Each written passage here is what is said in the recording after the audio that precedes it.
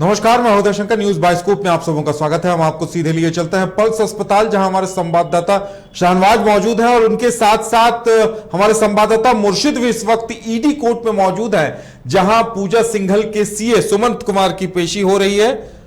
और सबसे पहले इस वक्त हमारे साथ संवाददाता शाहनवाज जुड़े हुए हैं। शाहनवाज, पल्स अस्पताल से क्या कुछ अपडेट सामने आ रहे हैं? वहां भी ईडी की टीम आज पहुंची हुई थी।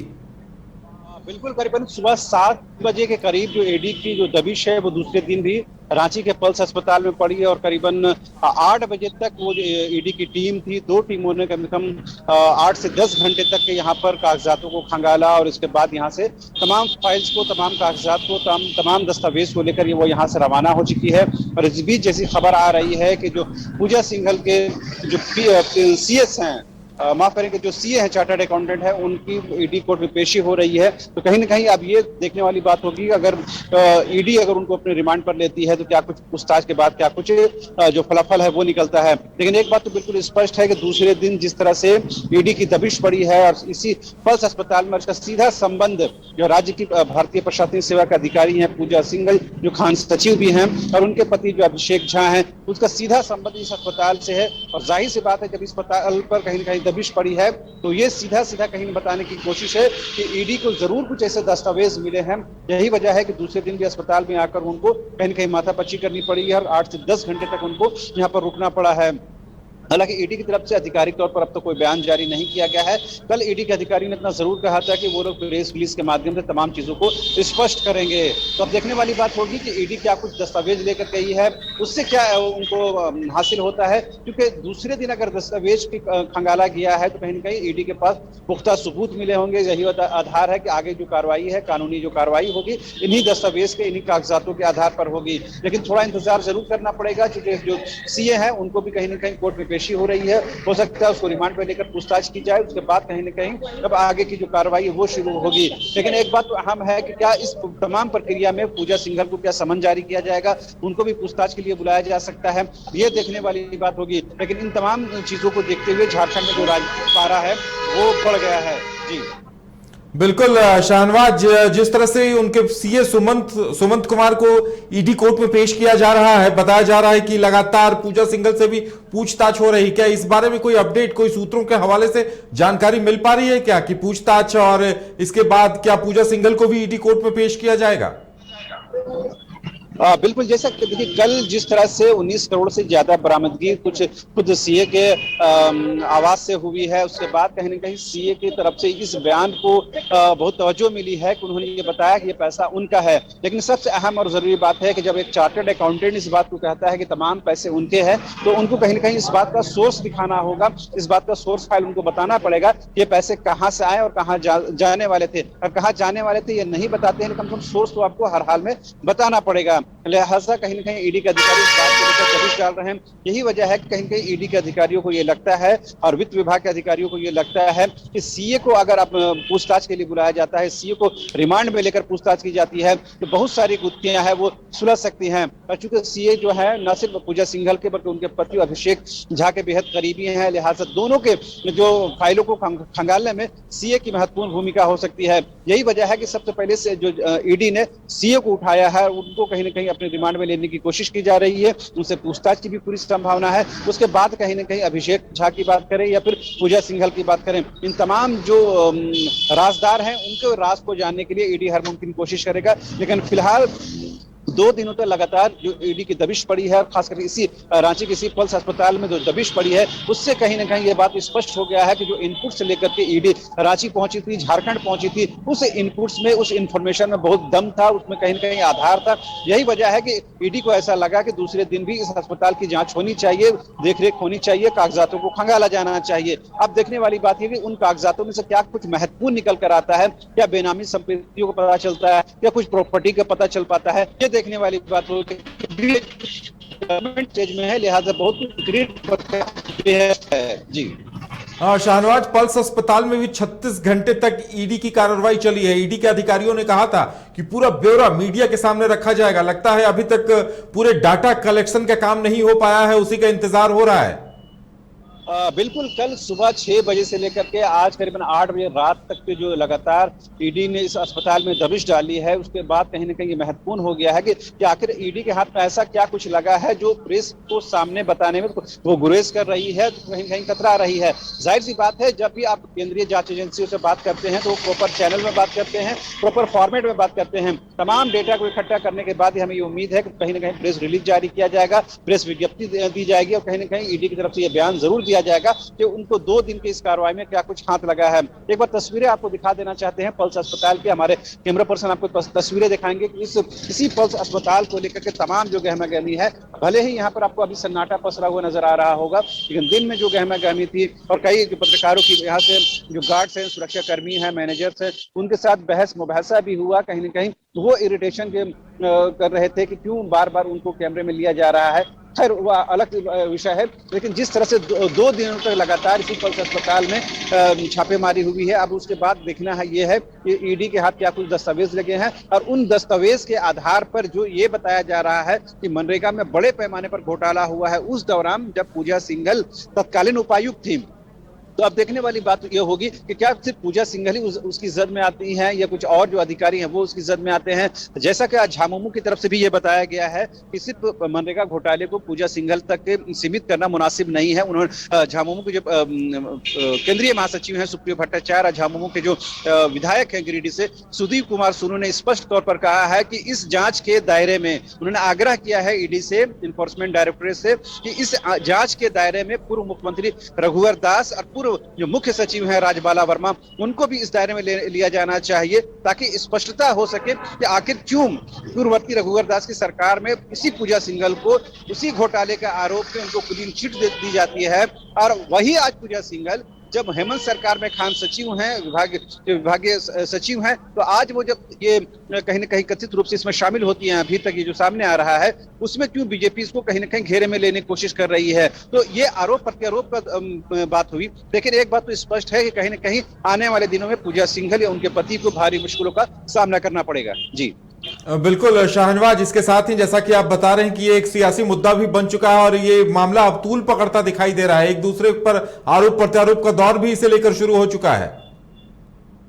बिल्कुल, अब से थोड़ी देर पहले करीबन 4:30 बजे के आसपास झामुमो के केंद्रीय महासचिव हैं सुप्रियो भट्टाचार्य और पार्टी के जो विधायक है गिरिडीह से सुदीप कुमार सोनू ने, इन दोनों ने संयुक्त रूप से एक प्रेस वार्ता की और पत्रकारों के एक जो यूं कहें कि कागजात दस्तावेज सौंपे, उसमें ये बताने की कोशिश हुई, जो दस्तावेज हमारे पास है उस दस्तावेज में कहीं ना कहीं बताने की कोशिश हुई है कि कहीं ना कहीं जो तत्कालीन उपायुक्त थी पूजा सिंघल, उन्होंने खूंटी के उपायुक्त रहते हुए कहीं ना कहीं गड़बड़ियां की थी, उनके खिलाफ विभागीय जांच हुई थी और इसी विभागीय जो दस्तावेज है, इसी दस्तावेज के आधार पर जो झामुमो की तरफ से पूर्ववर्ती रघुवर दास की सरकार को कहीं ना कहीं घेरे में लेने की कोशिश हो रही है और ये बताने की कोशिश हो रही है कि इस दस्तावेज में जो जो तत्कालीन डीसी थे खूंटी की, उनको कहीं ना कहीं क्लीन चिट दी गई है, बेदाग बताने की कोशिश हुई है और ये कहीं ना कहीं ये प्रमाणित करता है कि रघुवर दास के कार्यकाल में जो इतने बड़े घोटाले हुए तो उसको बेदाग साबित करने के लिए विभागीय स्तर पर जांच होती है और उस जांच में कहीं ना कहीं पूजा सिंघल को क्लीन चिट मिल जाती है। लेकिन बड़ा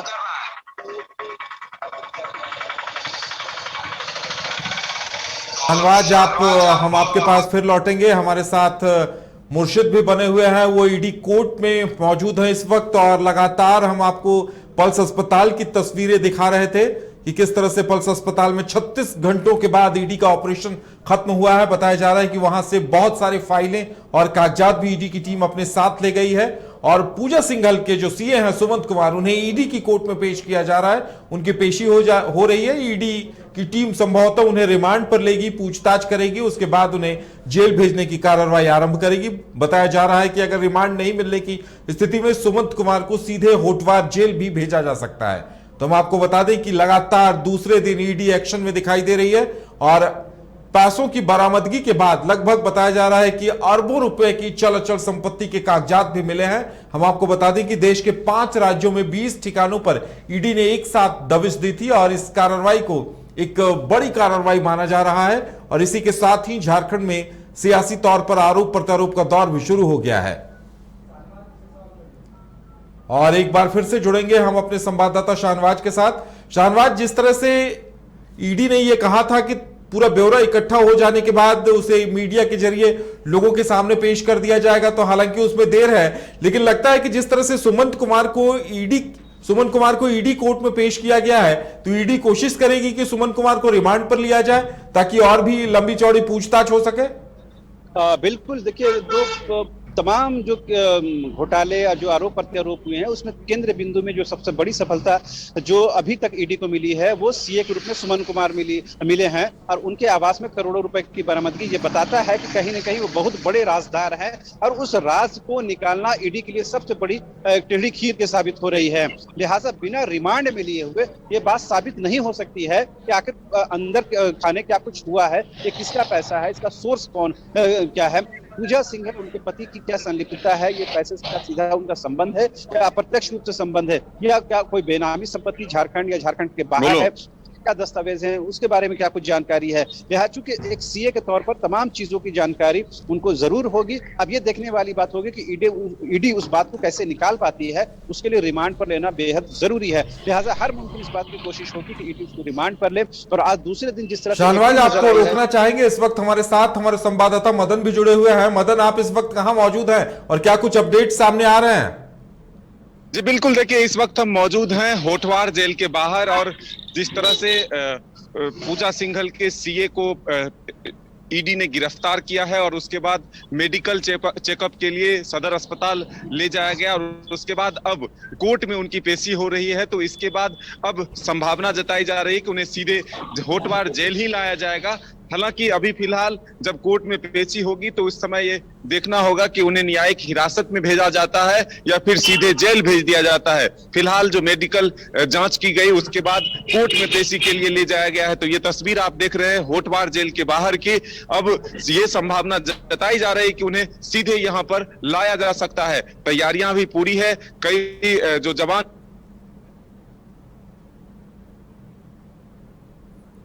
तो ये थे हमारे संवाददाता मदन से हम फिर से जुड़ने की कोशिश करेंगे। वो बता रहे थे कि होटवार जेल ले जाने की संभावना है। ईडी कोर्ट में पेशी हो रही है। सुमन कुमार जो पूजा सिंघल के सीए हैं, जिनके घर से सीमेंट की बोरियों में बंद लगभग 18 करोड़ रुपए कैश बरामद हुए थे, जिन्हें 7 बक्सों में भरकर ईडी की टीम अपने साथ ले गई थी। और अब सीए सुमन कुमार को ईडी कोर्ट में पेश किया गया है और कयास इस बात को लगाए जा रहे हैं कि या तो होटवार जेल ले जाया जाएगा या ईडी की टीम पूछताछ के लिए सुमन कुमार को रिमांड पर लेगी। एक बार फिर से जुड़ेंगे हम अपने संवाददाता मदन के साथ।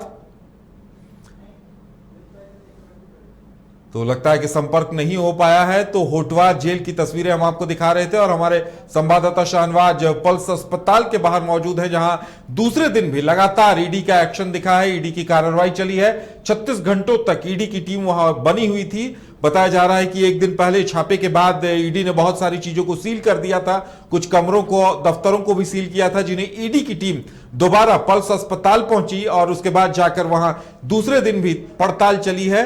लगातार 36 घंटों तक पल्स हॉस्पिटल में ईडी की टीम ने जांच पड़ताल की है और बहुत सारे कागजात और फाइल्स भी अपने साथ लेकर गई। एक बार फिर से हमारे साथ हमारे संवाददाता मदन जुड़ चुके हैं। मदन, पूजा सिंघल को लेकर क्या कुछ जानकारी मिल रही है? जी बिल्कुल, देखिए लगातार निगाहें जो है ईडी की पूजा सिंघल पर भी है, और तकरीबन 36 घंटे से पूजा सिंघल के जो सीए थे सुमन कुमार सिंह, उनसे पूछताछ की है और उसके बाद अब उनकी गिरफ्तारी हो चुकी है। जैसे कि ईडी ने सुमन कुमार को मेडिकल चेकअप के लिए सदर अस्पताल लाया, फिर उसके बाद अब कोर्ट में पेशी हो रही है और इसके बाद संभावना जताई जा रही है कि उन्हें होटवार जेल लाया जाएगा। ये तस्वीर आप देख रहे हैं होटवार जेल के बाहर की तस्वीर है। हालांकि सुरक्षा कारणों से इससे आगे नहीं जाने दिया जा रहा है, लेकिन पूरी तैयारी है। यहाँ पर जो सुरक्षा का बल है, जवान है, वो मौजूद हैं। अगर यहाँ लाया जाता है तो फिर उन्हें यहाँ पर रखा जाएगा। तमाम तैयारियां पूरी है, लेकिन संभावना जताई जा रही है कि कोर्ट में जो है उनकी पेशी होगी तो ईडी के द्वारा उन्हें रिमांड पर भी लेने की अर्जी दी जाएगी। अब देखना होगा कि कोर्ट के द्वारा क्या कुछ निर्णय लिया जाता है। लेकिन पिछले 36 घंटे से ईडी के संपर्क में है और ईडी उनसे लगातार पूछताछ कर रही थी। जो तमाम नोट के बंडल मिले थे उसकी गिनती कल शाम तक ही पूरी कर ली गई थी। 19 करोड़ 31 लाख के करीब जब उनके घर से बरामदगी हुई थी तभी संभावना जताई जा रही थी कि इसके बाद पूछताछ जो होगी तो उनकी गिरफ्तारी तय मानी जा रही थी, लेकिन अब इसकी पुष्टि हो चुकी है और जो पूजा सिंघल के सीए हैं सुमन सिंह, उनकी गिरफ्तारी हो चुकी है, मेडिकल चेकअप हो चुका है, कोर्ट में पेशी हो रही है और इसके बाद संभावना जताई जा रही है कि होटवार जेल लाया जा सकता है। कई तार जुड़ते हुए मिल रहे हैं, कई दस्तावेज मिले हैं, लगभग जो बीजेपी ने भी आज आरोप लगाए हैं कि लगभग 150 करोड़ के चल अचल संपत्ति के जो कागजात हैं वो मिले हैं। 25 करोड़ के लगभग जो तमाम जगहों से जो 25 जगहों पर छापेमारी हुई थी उससे नकदी की बरामदगी हुई है। तो एक गंभीर आरोप जो लग रहे थे पूरा पूजा सिंघल पर, जो पहले से भी कई मामलों में उनके खिलाफ जांच चल रही थी, अब वो सारी चीजें जो है सामने आ चुकी है। ईडी लगातार कई ठिकानों पर अभी भी छापेमारी कर रही है। उन्हीं के जो अस्पताल हैं, पति के अभिषेक झा जी के जो अस्पताल हैं वहां पर अभी भी ईडी की दबिश जारी है। नोटों की गिनती की जा रही है, मशीनें मंगाई गई है। तो हम यह कह सकते हैं कि राजधानी रांची समेत झारखंड के कई जगहों समेत देश के कई जगहों पर लगातार ईडी पूजा सिंघल के जो भी तार जुड़े हुए हैं उन जगहों पर खंगालने में जुटी हुई है कि क्या कुछ और भी दस्तावेज मिलते हैं, क्या कुछ नकदी मिलते हैं और कितने लोगों से उनकी तार जुड़े हुए हैं, कौन कौन से उनके संपर्क में लोग हैं। इन तमाम चीजों की पड़ताल के लिए ईडी जुटी हुई है। लेकिन इस वक्त अब इंतजार है कि सुमन सिंह जो पूजा सिंघल के सीए हैं उनको सीधे यहाँ पर होटवार जेल लाया जाता है या फिर फिलहाल कोर्ट के द्वारा उन्हें रिमांड पर लिया जाता है। अब इसके लिए इंतजार करना होगा।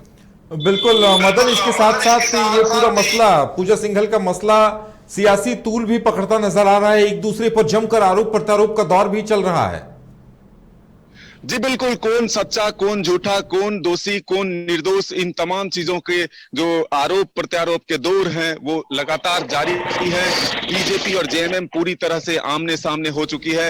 एक तरफ जहां रघुवर दास पर आरोप लग रहे हैं कि वो वर्तमान में 2017 में मुख्यमंत्री थे और पूजा सिंघल को क्लीन चिट दे दिया गया था, जो भी आरोप थे।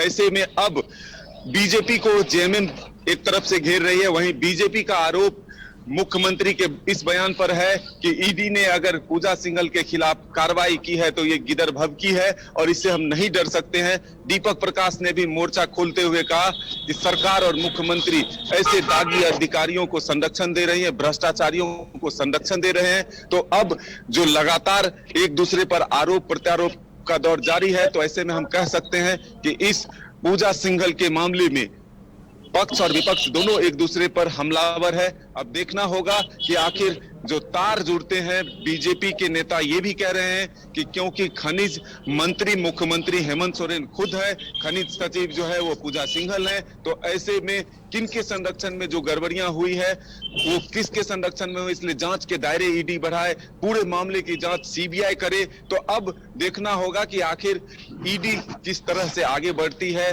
जांच का दायरा कितना बढ़ता है और कौन कौन इसके लपेटे में आते हैं। बिल्कुल मदन, इस वक्त आप होटवार जेल परिसर के पास मौजूद हैं, तो क्या कोई अपडेट अभी तक सामने आई है क्या? बिल्कुल, देखिए अभी अंदर से कोई खबर नहीं मिल रही है, लेकिन इंतजार हो रहा है कि कोर्ट क्या कुछ फैसला देता है। कोर्ट अगर उन्हें जेल भेजती है तो सीधे तौर पर उन्हें जेल लाया जाएगा, अगर रिमांड पर देती है तो ईडी उन्हें रिमांड पर लेकर जाएगी, पूछताछ को और आगे बढ़ाएगी। इसके लिए थोड़ा इंतजार करना होगा कि आखिर कोर्ट का क्या कुछ फैसला आता है, लेकिन तैयारियां पूरी है। अगर कोर्ट आदेश देता है कि उन्हें जेल भेज दिया जाए तो फिर जेल में उन्हें इसी होटवार जेल में रखा जाएगा। यहाँ पूरी तैयारियां कर ली गई है। बिल्कुल मदन, आप नजर बनाए रखें। हमारे साथ हमारे संवाददाता शाहनवाज भी जुड़े हुए हैं। शाहनवाज, पल्स अस्पताल में क्या सब कुछ अब सामान्य दिखाई दे रहा है, क्योंकि ईडी की टीम वहां से निकल चुकी है और बताया जा रहा है कि अस्पताल में मरीज हैं, और सामान्य किस तरह से वहां पे क्या हलचल सामान्य बिल्कुल लग रहा है? बिल्कुल, दिन भर जिस तरह की गहमा गहमी इसी रांची के पल्स अस्पताल में हमें सुबह से शाम तक देखने को मिली, लेकिन अभी चूंकि ईडी के तमाम जो अधिकारी हैं वो यहाँ से निकल चुके हैं, लिहाजा आपको अस्पताल परिसर है बिल्कुल सामान्य दिनों की तरह नजर आएगा। लेकिन ये जो शांति नजर आ रही है, ये जो खामोशी नजर आ रही है, इसके पीछे एक बड़ा तूफान आने वाला है, जैसा ईडी के अधिकारियों ने संकेत दिए हैं और जैसा जिस तरह से ईडी ने दबिश डाली है। लेकिन अहम और बड़ा सवाल ये है कि इससे लेकर जिस तरह से राजनीतिक और सियासी आरोप प्रत्यारोप जो लगे हैं वो कहां जाकर रुकता है वो देखने वाली बात होगी। आज झामुमो के जो विधायक हैं सुधीर कुमार सोनू और केंद्रीय महासचिव जो सुप्रियो भट्टाचार्य हैं, उन्होंने बाजाप्ते प्रेस वार्ता करके ये आरोप लगाया है कि जब रघुवर दास के कार्यकाल में पूजा सिंघल पर मनरेगा घोटाले में बड़ा इल्जाम लगा, बड़ा आरोप लगा, जबकि उस तत्कालीन उपायुक्त थी खूंटी जिला की, उस दौरान जब खुद सरकार के विभाग की तरफ से जब जांच कराई गई तो उसको उसमें पूजा सिंघल को बेदाग साबित किया गया, क्लीन चिट दी गई। आज जब पूजा सिंघल पर कहीं ना कहीं आरोप लग रहे हैं तो वही बीजेपी और वही बीजेपी के लोग आज कहीं ना कहीं पूजा सिंघल को भ्रष्ट बताने की कोशिश कर रहे हैं। तो ऐसे में सत्ताधारी झारखंड मुक्ति मोर्चा है, ये बीजेपी से जानना और समझने की कोशिश कर रही है कि आखिर बीजेपी का स्टैंड क्या है। अगर पूजा सिंघल उस टाइम बेदाग थी तो आज भ्रष्ट कैसे हैं, अगर आज भ्रष्ट है तो उस टाइम बेदाग कैसे थी। ये आरोप प्रत्यारोप का दौर चल रहा है। लेकिन इस बीच जो सुप्रियो भट्टाचार्य है उन्होंने एक बड़ा आरोप लगा दिया है कि इस तमाम जो खेल में, इस तमाम घोटाले में कहीं न कहीं संलिप्तता जो है पूर्व मुख्यमंत्री रघुवर दास की भी रही है, पूर्व मुख्य सचिव राजबाला वर्मा है, उनको भी इस तमाम जांच के दायरे में लाना चाहिए और ईडी से उन्होंने इस बात के लिए आग्रह भी कर दिया है। इतना ही नहीं, उन्होंने कहा कि जिस तरह से मीडिया में, अखबारों में ये बयान और ये खबरें छप रही हैं, उससे ये लग रहा है कि इस ईडी के बहाने हेमंत सरकार को घेरने की कोशिश हो रही है, हेमंत सरकार की कहीं ना कहीं नाकेबंदी और घेरेबंदी हो रही है, जबकि ऐसा बिल्कुल नहीं है। ये घोटाला पूर्ववर्ती रघुवर दास की सरकार में था, भ्रष्टाचार के आरोप उस सरकार में लगे, लिहाजा अभी जब ये कार्रवाई हो रही है तो ये कार्रवाई का रिलेशन जो है, उसका संबंध जो है पूर्ववर्ती रघुवर सरकार से है, ना कि वर्तमान हेमंत सोरेन सरकार से है। लेकिन जब मीडिया में खबरें दिखती हैं, छपती हैं, पढ़ी जाती हैं, तो उसमें ऐसा महसूस होता है कि जो भ्रष्टाचार के जो आरोप है पूजा सिंघल पर लगे हैं और जो स्थापित होते हुए नजर आ रहे हैं, उसका सीधा संबंध हेमंत सोरेन सरकार से है। हालांकि उन्होंने इस पर कहीं न कहीं इसे नकार दिया। तो उन्होंने ये भी कहा कि आप जब ये बातें कही जाती हैं कि पूजा सिंघल एक ऐसी भारतीय प्रशासनिक सेवा के अधिकारी हैं जो पूर्ववर्ती रघुवर दास की सरकार में भी चहेती रही और वर्तमान हेमंत सोरेन की सरकार में रही, तो इसका भी क्लैरिफिकेशन कहीं ना कहीं जो झामुमो की तरफ से उनके विधायक और उनके केंद्रीय महासचिव ने दिया है। उन्होंने ये बताने की कोशिश की है कि झारखंड में जिस तरह से आईएएस और आईपीएस अधिकारियों का टोटा है और कई झारखंड के जो कैडर के अधिकारी हैं उनको दिल्ली में कहीं ना कहीं भेज दिया गया है, वहां पर उनको लगाया गया काम है, जिसकी वजह से झारखंड में भी अधिकारियों को घोर किल्लत है। ऐसे में अगर कोई अधिकारी खाली है तो उनको किसी न किसी विभाग की जिम्मेदारी दी जाएगी। इसमें यह कहना कि एक अधिकारी को चहेती बन गई है, जो सरासर गलत है। आप अगर अधिकारी हैं, आईएएस है, आईपीएस है, तो आपको काम मिलेगा, आपको जिम्मेदारी मिलेगी। उसी के तहत पूजा सिंघल को खान सचिव की जिम्मेदारी दी गई है। लेकिन इसमें कहीं से ये बात नहीं साबित होती है, जैसे झामुमो का कहना है कि वो हेमंत सोरेन सरकार की चहेती हैं। उन्होंने यहां तक कह दिया है कि ये चहेती वाली जो बात है वो पूर्ववर्ती रघुवर दास की सरकार में देखा जाना चाहिए, जब उनको पर आरोप लगे उसके बाद उनको क्लीन चिट दिया गया, उनको बड़ी जिम्मेदारी दी गई। और मोमेंटम झारखंड के पूरे कार्यक्रम के दौरान आप देखेंगे कि पूजा सिंघल की जो आवाजाही रही है वो एक प्रोमिनेंट फेस के तौर पर नजर आती है। जब भी दिल्ली में कोई आपको कार्यक्रम होता था, कोई एमओयू होता था, उसमें खुद पूजा सिंघल जाती थी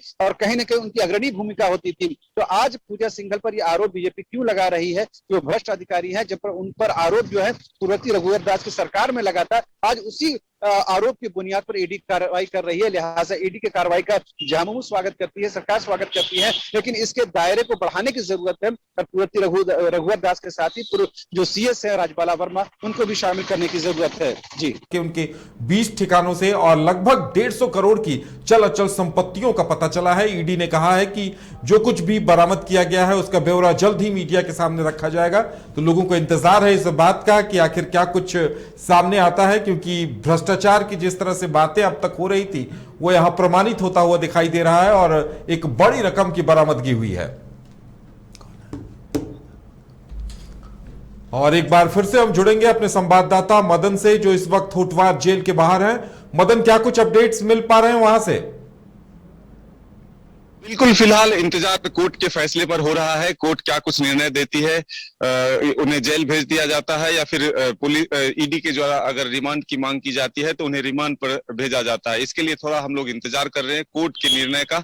लेकिन इधर अगर हम तैयारियों की बात करें तो पूरी तैयारियां जो है वो कर ली गई है। आप देख सकते हैं होटवार जेल के बाहर की तस्वीर है और गाड़ियों के आने जाने का सिलसिला लगातार जारी है। यहाँ पर सुरक्षा बल जो है वो तैनात है। जेल की सुरक्षा पहले मुस्तैद है, लेकिन और भी जो सुरक्षा के बल हैं, जवान हैं, वो तो मौजूद है यहाँ पर। तो ये तस्वीर है होटवार जेल के बाहर की।